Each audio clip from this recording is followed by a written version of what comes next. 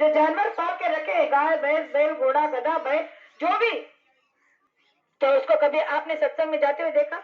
कभी किसी प्रवचन में जाते हुए देखा? कभी किसी भागवत में जाते हुए देखा? नहीं देखा। क्यों नहीं देखा? क्योंकि वो ज्ञान उसके पास नहीं है, वो तत्व उसके पास नहीं है। मनुष्य के पास 5 तत्व है, इसीलिए वो बुद्धिमान है।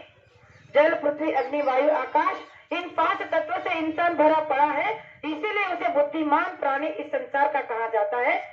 लेकिन आज का ये बुद्धिमान प्राणी बुद्धिहीन हो चुका है। आप कहोगे कैसे? क्योंकि जो जानवर खाना नहीं खाते वो इंसान आज खाने लगा है। आप कहोगे कैसे? आप अपने घर दरवाजे पर जो आपने गाय भैंस बैल बांध कर रखा है, उसको गुरु महाराज ने कहा कि उसकी परीक्षा लेकर देखो। उसके सामने शराब के ड्रम भर दो, उसके सामने मांस का टोकरा रख दो और देखो कि वो खाता है या नहीं।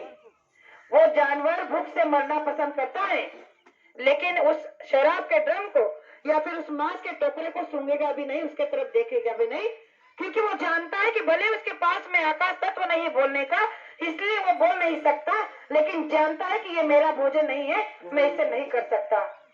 और मानव जिसके पास इतना बड़ा तत्व होने के बाद, इतना बड़ा बुद्धिमान होने के बाद भी आज का मानव सर्रास मांसाहार का सेवन कर रहा है, तो आप बताइए, आप पशुतुल्य हुए या नहीं?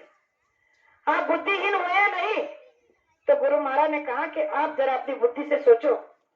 इस बुद्धि से जब आप एक बार शांति से सोचोगे तो आपको पता चल जाएगा कि मनुष्य शरीर कितना बेशकीमती है, कितना अनमोल है, जिसे हमारे गोस्वामी जी महाराज ने अपने चौपाई में बताया कि बड़े भाग मानुष तन पावा, सुर दुर्लभ सब ग्रंथन गावा।